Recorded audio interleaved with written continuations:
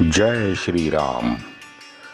असिंधु सिंधु पर्यंताया यस्य भारत भूमिका पितृभु पुण्यभूमिश्चैव सवै हिंदू रीति स्मृता।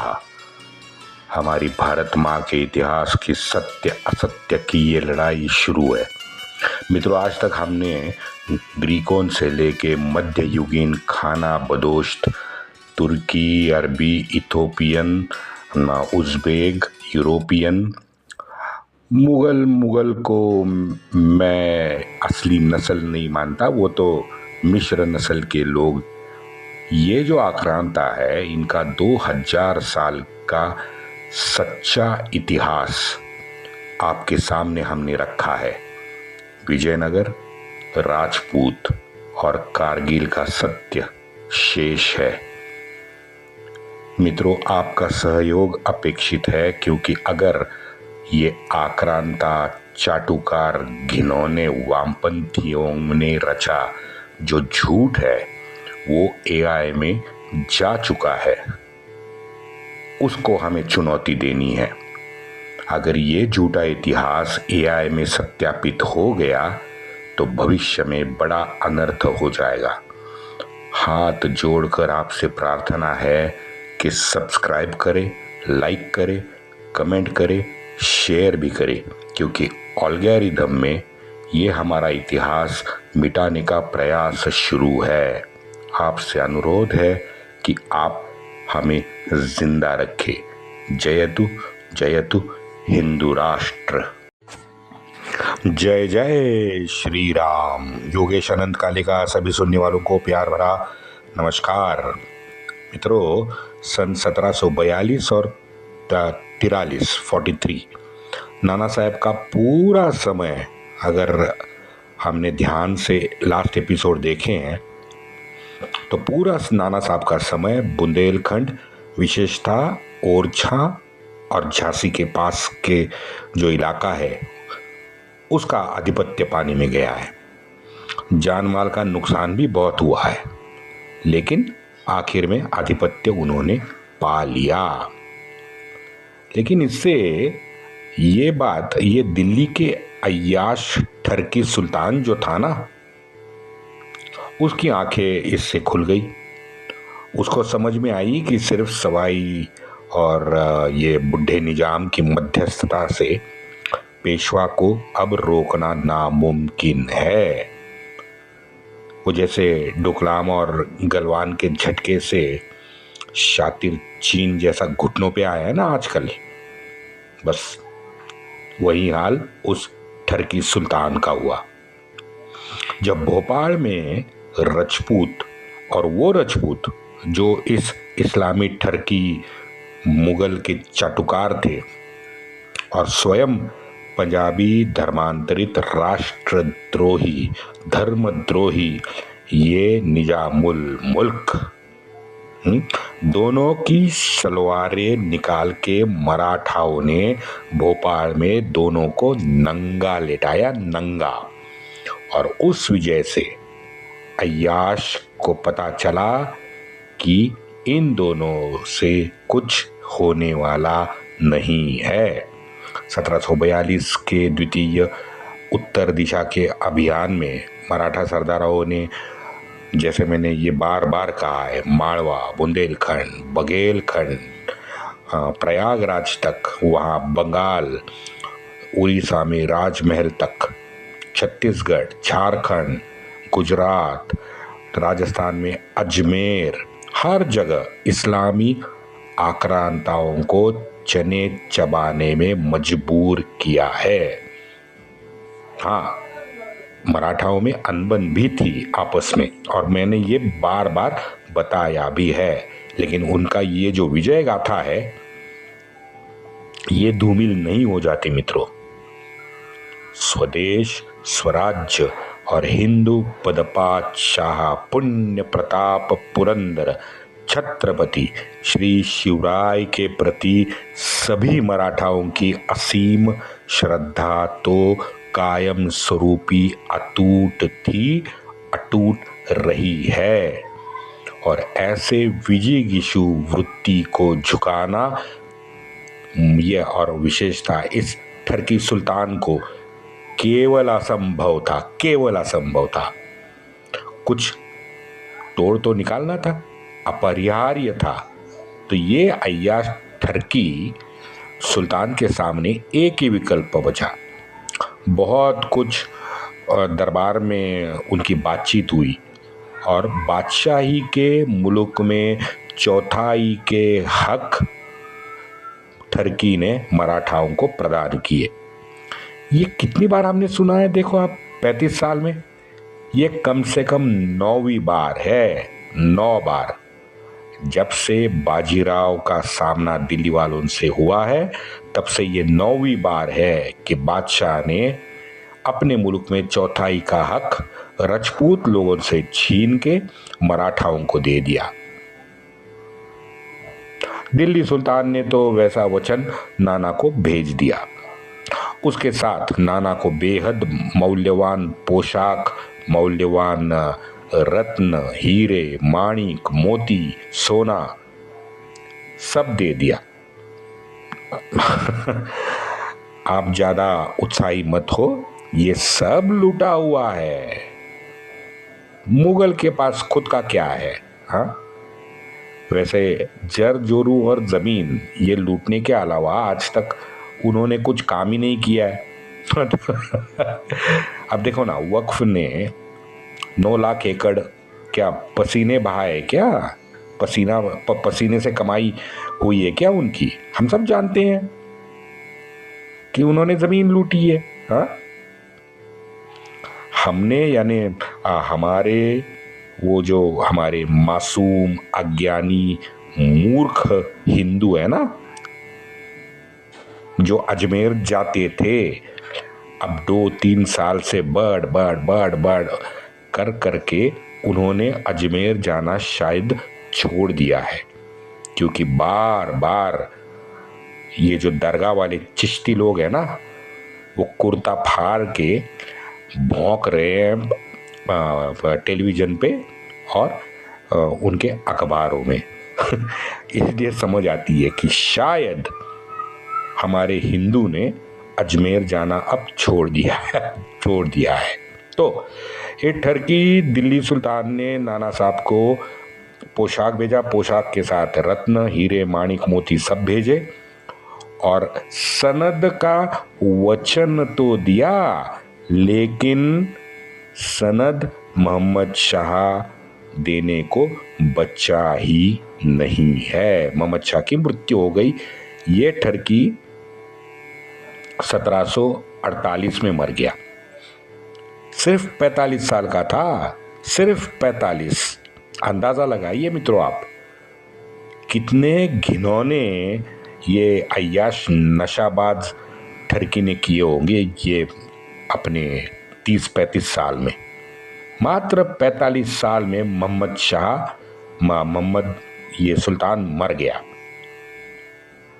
वैसे ये भी बताओ कि वो जो सनद है ना, वो आगे 1750 में मिली है, वो भी 3 बार मिली है, लेकिन ये दूसरी बार है और एक बार मिलने वाली है। अब बताऊंगा आगे। आप मेरे प्लेलिस्ट में कृपया आप जाने का कष्ट करें और मोहम्मद का पूरा एपिसोड आप सुने, आपको बहुत आनंद आएगा। हाँ, तो ये ठरकी मोहम्मद ने चौथाई का वचन और ऊंची मूल्यवान पोशाक और कुछ नगद नाना साहब को भेज दिया। वैसे सालाना पेशवाओं को नगद भेजने का रिवाज भी यही मोहम्मद सुल्तान ने जारी रखा है। ये भी मैं आपको बता दूं, मरने के बाद भी नाना साहब को ये सालाना नगद राशि भेजी जाती थी मुगल सल्तनत से, क्योंकि उस सल्तनत की सुरक्षा की व्यवस्था और चौथाई का वसूलने का हक पेशवाओं ने अपने पास आबादित रखा था। तो ये उसकी नगद राशि थी। मित्रों, हिंदुत्व का ये उत्थान का कालखंड 1740 से 1761, मोटा मोटी 20 साल। ये 20 साल हिंदुत्व को हिंदुस्तान में पूरा निखार आया था। चढ़ते क्रम से हर एक साल हिंदुत्व मजबूत होते जा रहा था। टर्की मोहम्मद तो नबी के सुन्नत पे चलने वाला मुजाहिद था, तो कपट और षड्यंत्र, हाँ, ये तो उसकी आत्मा थी।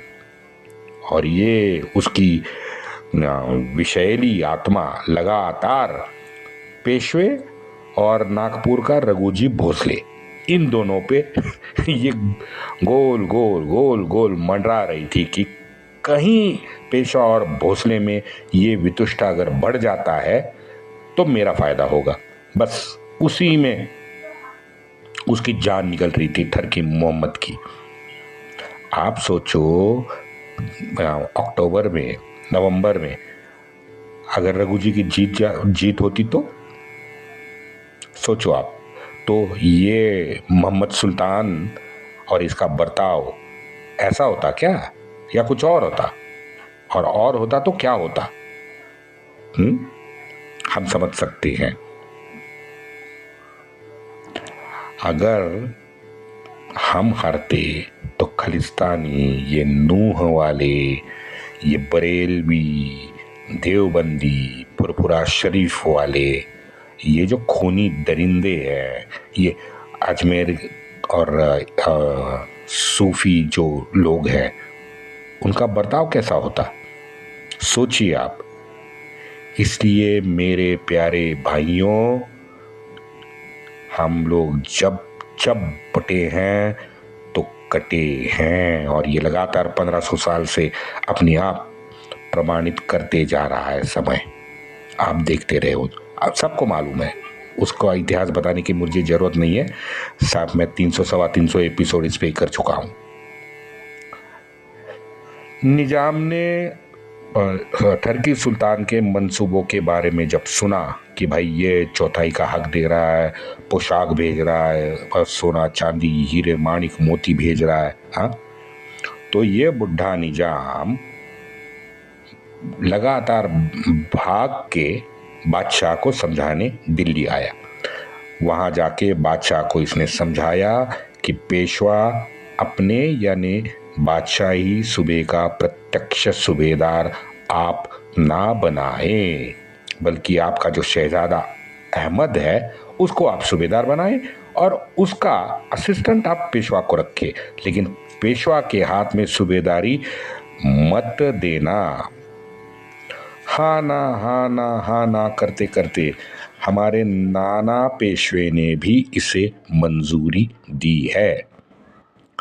और इसके बाद भी नगद और पोशाक बादशाह ने भेजा है। जुलाई 1743 तारीख थी 4 जुलाई 1743 को यह मुगल टर्की जो था उसने कुछ अपना पत्र के साथ भेजी गई हुई जो सनद थी वो 20 अक्टूबर को सातारा पहुंची है। 20 अक्टूबर 1743। मित्रों समझो, मैं फिर से एक बात बताऊं, 1743 में पेशवा को असिस्टेंट सूबेदारी की सनद मिली है, लेकिन 1750 को जो चौथाई का अधिकार मिला, ये सनद सूबेदार प्रमुख के तौर पे मिली है। डफ जैसे ये मूर्ख है, ये यहां गलती कर जाते हैं। शहजादा अकबर सूबेदार और उसका असिस्टेंट पेशवा। तो 1743 में पेशवा को असिस्टेंट सूबेदार की सनद बादशाह ने रुजू कर दी, भेज दी, और 1750 में जो ली है ये चौथाई के अधिकार का सूबेदार के नाते सनद ली है। तो ये फर्क है।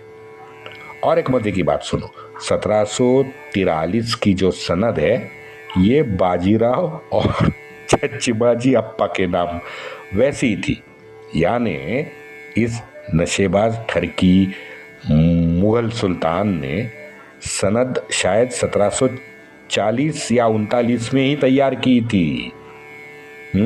4 साल उस पे बैठा रहा, जैसा अपना सुप्रीम कोर्ट बैठा है ना।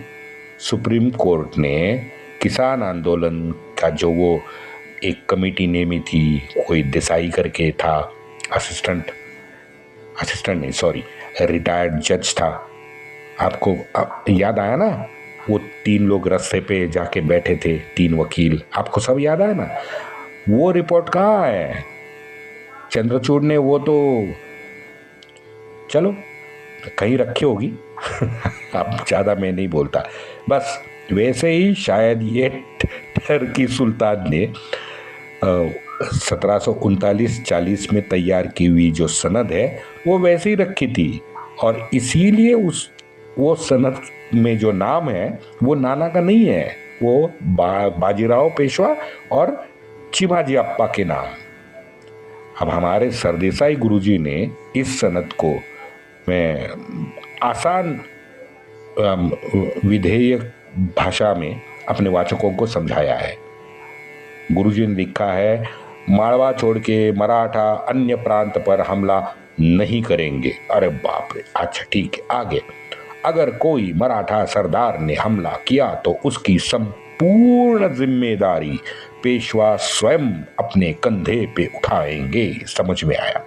नंबर 3, 500 घुड़सवार के साथ एक मराठा सरदार दिल्ली दरबार में 24 घंटे तैनात रहेगा।